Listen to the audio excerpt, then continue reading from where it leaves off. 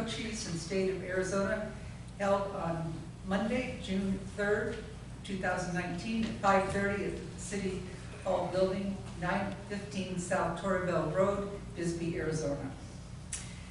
And we are discussing the Bisbee Science Lab and strategies for moving forward to include moving the Bisbee Science Lab into the space at the Queen Mine Tour building. And Ms. Melanie Green is going to be doing the presentation. Ms. Green? Welcome. Thank you. Always wonderful to see you, and you always have such wonderful things to say. Well, we've got a lot of things to say. Deb Graham and I wanted to come before you and talk about a strategy that was actually born over a year ago, I think.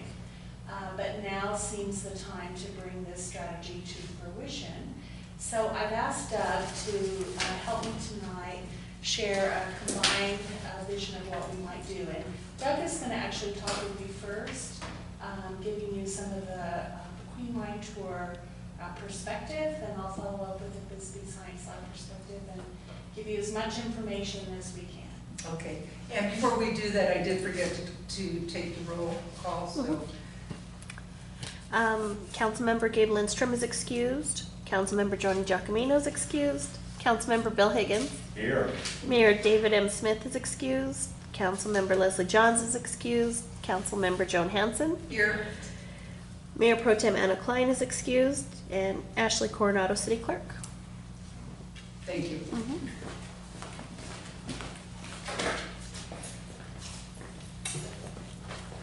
I'm so excited to hear this. I totally forgot about it. Good evening, Council. Really about 2 years ago is when it all really started with the idea of the foundation, and then Melanie and that group started developing the Bisbee Science Lab. And this is part of the evolution of actually developing the foundation and joining the Queen Mine and the Bisbee Science Lab. Currently, my viewpoint at the mine tour about this, I think it's a good idea that the mine tour has been stagnant for about the last 8 to 10 years for various reasons beyond the city's control. This is a time to make significant changes up there, which will help in the revenue. Okay, it's also going to be able to attract different customer base. Okay, and increase revenue right now. Currently, we estimate this coming year I'm going to have about 300 school groups coming through the mine tour, and it just really fits in. We'll be able to keep them in Bisbee longer, and hopefully start attracting more schools coming in. I know it generally doesn't attract immediately to the downtown. We find that a lot of the students actually convince their parents to come back to Bisbee afterwards. So I see that this is auxiliary financial development. We'll probably be able to increase our ticket prices to help cover the revenue on that. Melanie, we've talked that they're gonna deal with their expenses, so it's not going to be a burden on the mine tour. We're not going to be carrying them either financially or with staff, because we do currently have that problem with the visitors that are being rarely staffed. That's changed with Mr. Pocken bringing in a little bit of help with that. And hopefully we'll lessen the complaints coming in because it will be currently staffed, the science lab will be staffed. So I'm excited about the change.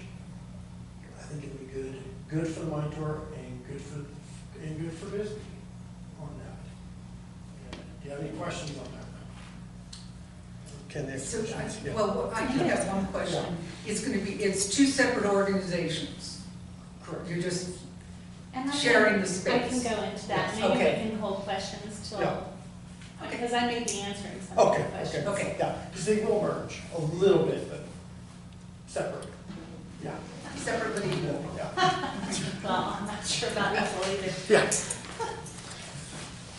So, kind of the guiding thing for this to happen now is the Bisbee Science Lab has really had a successful run on Main Street. We've had extraordinary interest. Volunteers have been coming in and really finding their place in the organization. So we are a nonprofit, a 501c3. We have a board. And when we launched this, we looked at it as a approximately two-year research project to really determine the viability of a permanent science center in Bisbee. And if you attended any of the feasibility study public notices or public engagement meetings, you'll know that Gallagher and Associates, who's also doing a feasibility study for Freeport, did one and really said on paper what we all knew might be a wise thing, and that is to somehow combine the efforts of both the Mine Tour and the Bisbee Science Lab. Because you can imagine, the Mine Tour itself is it's an extraordinary exhibit for any science center. So to have those two things come together in a coordinated, collaborative effort was one, going to be the most efficient use of resources, but also make both of those entities more highly successful. So when we looked at the research that we've already done since we've opened, we see that the public, both local and visiting public, really like to see a variety of exhibits.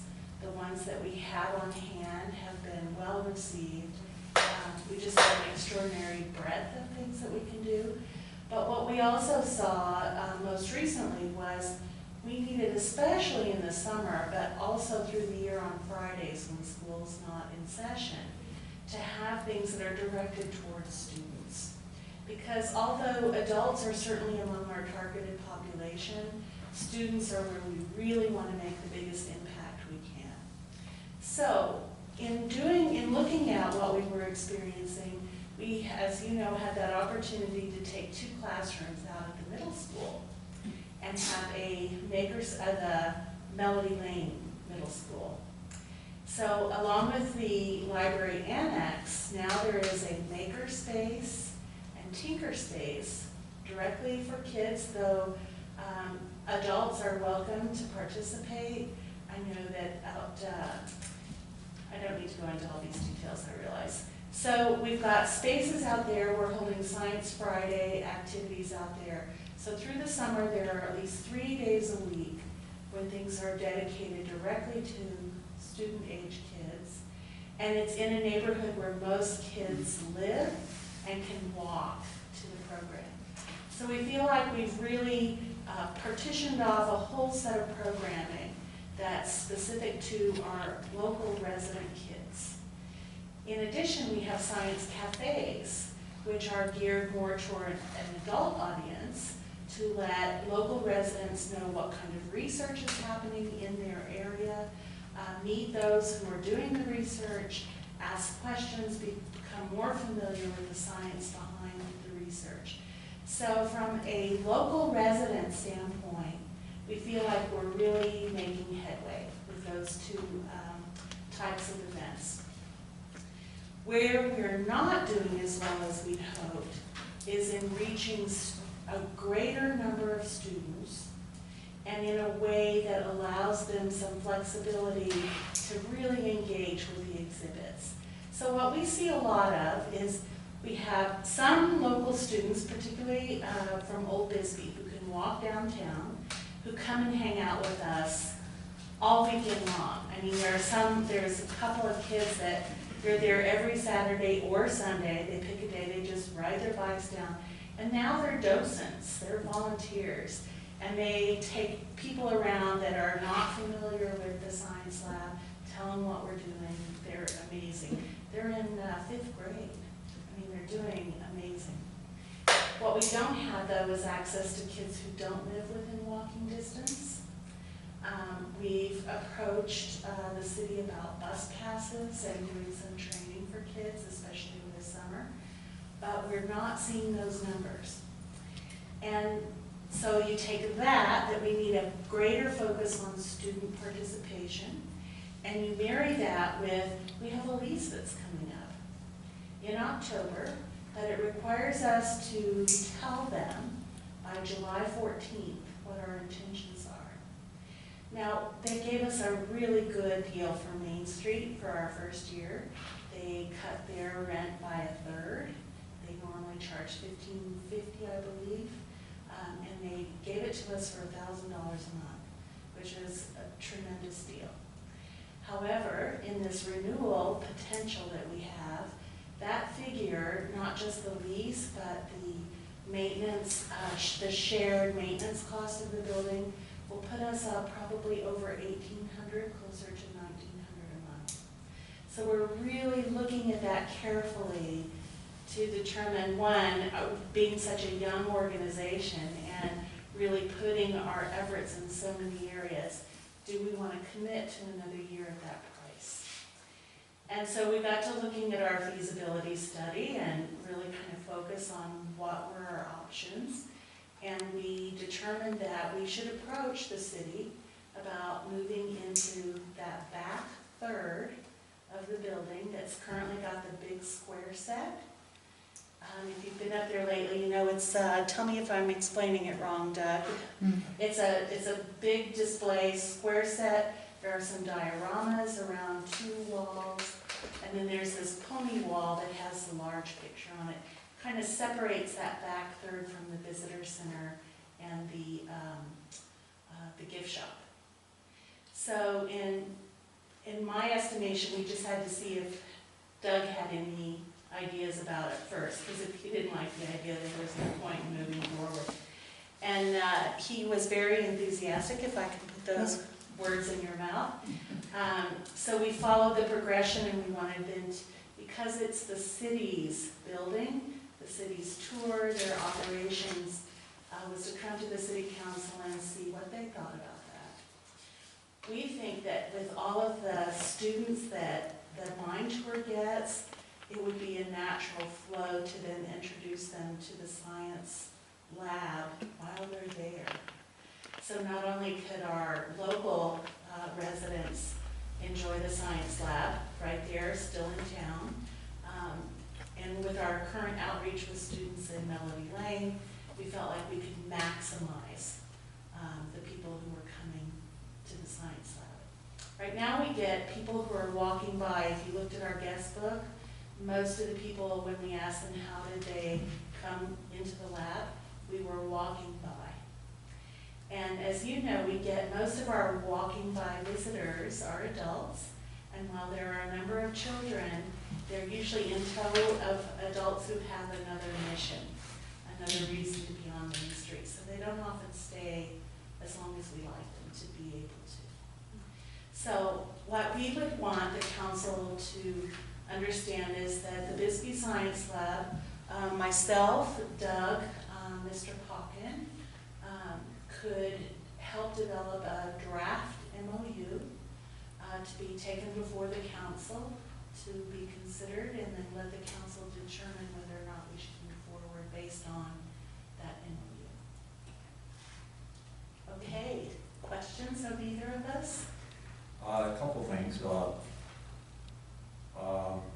Okay, the lease is running out, you say in October, and the city, that's our lease, the city's lease. The city's lease with the funding from the USDA. Yeah, we just approved the lease, but Right. It's actually funding, so it's coming up anyhow, so this is Right. probably a perfect time to make this move. I actually think this is a great idea. I know that you have a lot of students that come by on Main Street, Angelo. Yes, Angelo and Jude. Yeah, they're there all the time, I know. And Scout Day as well has been an absolute amazing volunteer. And I think it's a great thing for the kids that can walk to it, you know, from Old Bisbee, but, you know, being able to get bus passes would be a wonderful thing also. I had a question about, I know you guys are two separate organizations, but would it be possible for, say, if somebody wanted to get a ticket for both things? Or would you be selling the tickets separately? Does that The complicate? Bisbee Science Lab doesn't charge. Oh, that's right, it doesn't charge. That's right, so it doesn't matter. It doesn't charge, and I think that one of the benefits for the Mine Tour is that if it wanted to pursue with the council an increased ticket price, this would be a good justification for that increased price, because now not only do you have the Mine Tour as it's been, but you have this added exhibit, the science lab, which, and if things were to really go well, there could be a future for a geology tour as well as an historic tour. So there would be reasons why a ticket price increase could be justified. And currently, the visitor center still has space up there Right. at the current time, but I know that that's really inconvenient for visitors, you know, to go up there specifically. But since I sit in Grassy Park a lot, very often, you know, I see people come by and they go to the visitor center. Saturday, they're closed, and so I sat there directing people for a couple hours Saturday. But you know, if that was closed down, you know, maybe the visitor center could be hours expanded or something like that, make it more. This really isn't about the science center. It is more about the visitor center. But maybe you know, have them open on the weekend when we're actually getting, you know, more. The visitor center at the Mine Tour is open 7 days a week. Pardon me? The visitor center at the The one Mine at the Tour mine. is 7 days a week, yeah. Yeah. Well, the one at the museum probably is. It's not. It's 5 Should days. be. I mean, that's the one that, you know, that really. Yeah. Because we get a lot of people walking by, and sometimes I see people with children, I'll direct them to the science center. I don't know if they go there, but I direct them there. But you know, that would be, I think that would be helpful. You know, directing traffic, you know, to the current science center, and of course the one, you know, with the Mine Tour. That's a separate issue that I guess we're going to have to, you know, talk about that at some point. Yeah. So Bill, I think one of the responses to that is our immediate need is to have some plan for this coming summer and early fall. And I think that in talking with Doug, initially, really all we need to decide on in the next few weeks is the use of that back third. Because if we try to determine what's going to happen with the visitor center at the same time, one might get in front of the other. We don't need a huge space, but I can tell you, given a larger space, say for instance where the visitor center currently is, we could certainly fill. That was a question that I had as to how much space you'll have at the Queen Mine Tour building as opposed to what you have now. I think floor space wise, we'll have about the same, because 24 Main is a narrower, I think it's at most, maybe Kim, you know, I think it's 20 feet, maybe 22 feet wide. It's not wide and it's long, and we don't have the full length. The Letson Loft organization has a lobby, an auxiliary lobby in the back. But what we would gain at the Mine Tour is flexibility on how to use the space we're given. Because of the higher ceilings, because of the broader width of the space, I think we would be, we'd have a much more flexible floor space to work with. So what we actually need to do, as a, well, you're going to drop an MOU. We're going to drop a draft MOU. Draft MOU. We'll have, we'll ask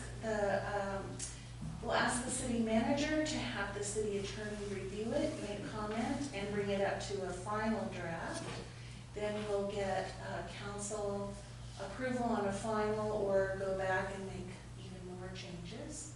But that MOU, as I said earlier, I think that Mr. Pocken, myself, and Doug can sit down and really think about the very detailed parts of the agreement.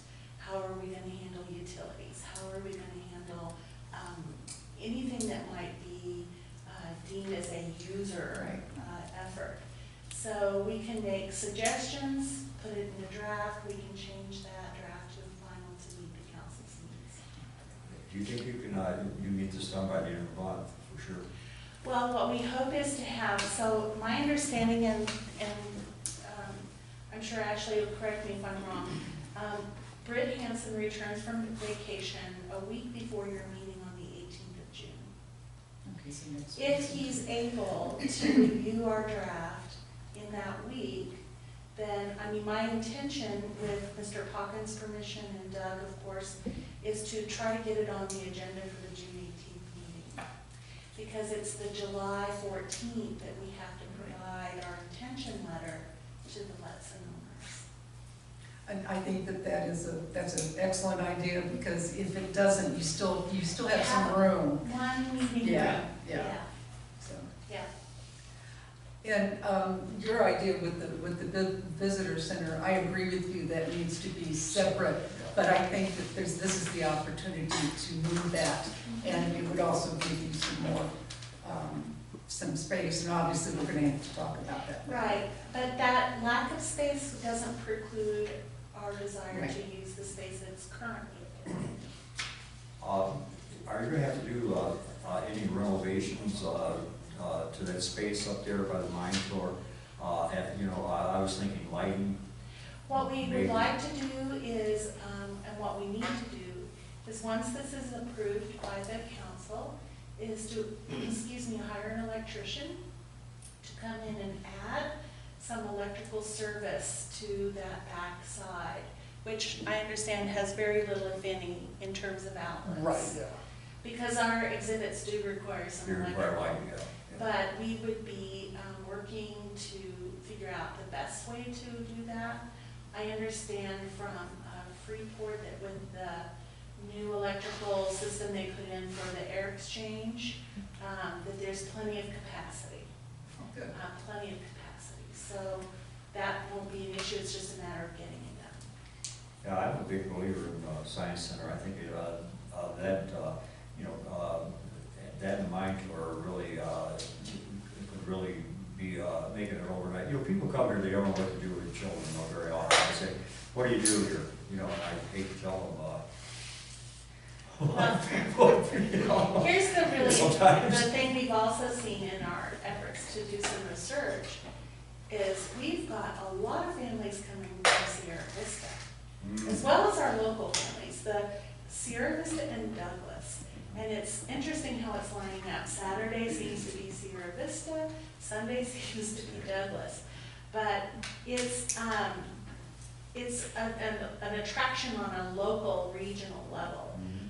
We also get now, especially as the summer months are coming on and schools are out, Tucson and Phoenix. And so they're bringing their kids in and they're so happy to know that there's something. But the real thing in this bill is the whole vision started as an economic development opportunity. Not just to educate kids, that is a primary outcome, but the overall was to look at the science center and a potential research center, training for teachers, and these other things to actually help us develop our economy in a way that doesn't require superhighways and big heavy trucks and an employment base that we have, to utilize the employment base we have. Has the increase, or the number of people from Sierra Vista and Douglas and even Tucson and Phoenix, has that been word of mouth, or have you done a conscious effort to contact schools in those Sierra areas? Vista and I believe that Sierra Vista, Douglas, and the Bisbee residents are coming because of the marketing and the social media Okay. that we do, and then expands through word of mouth. So when we've done print ads, or when we had our opening there, and our volunteers also help spread the word a lot. So it's hard to put it on any one thing, but I think the marketing we've done locally has reached beyond just Bisbee and Sierra Vista. Yeah, I was very happy that, some of the young people that I know in town, like Angelo, just embraced it. They thoroughly embraced it. So, you didn't have to market it to, these children. Yeah. Once they see it and see what it is, and There's going to be enthusiasm for it, I'm not Yeah. quite certain. Well, there's enthusiasm already. You can see that in the ice cream social that they had at the Melody Lane. It was wonderful to go tremendous. through those Right. rooms and watch, you know, what people were doing, and with the library there and everything. That's become quite a nice complex. And I will say this, money that we don't have to spend on rent is money that goes into programming. So it's important to us to really be mindful of what our mission is and how we want to reach out to not just visitors from out of town, but most certainly residents and their children. And to do that, you want to have spaces like the makerspace and the tinkerspace, which require a lot of supplies and a lot of oversight. Speaking of funding, I know that you're originally funded with a grant, and you don't charge anything, so how, are you still going with grants for the Yes. for So, the funding? Joan, we really still look at this as our kind of, we're in a design phase. We're looking at how people are reacting to the exhibits, what do they like, what don't they like. In order to draw the most people possible in, we don't feel we can charge. If you watch a family go by that front door and we try to leave it open, they first they're kind of like, if I go in, will I have to spend money? But when we said free and open to the public, then here they come. So at this time, while we're in this design phase for a much larger vision, we don't feel we can or should charge. So yes, we're relying on grants to keep all of our programming afloat. And volunteers. And your larger vision is the teaching A for, permanent science center that has a permanent home. You know, the original vision was to see the two entities, the Mind Tour and the Science Center, become one entity. Right now, there are two going along the same path, separate but on the same path. A larger vision, visions change, but the vision that we started with and that we're still holding on to is that meeting the Freeport City, UA, researchers in the region, economic development, that would in fact be a permanent science center with a single entity ownership. How that transpires and when will be up to what happens in the next couple of years.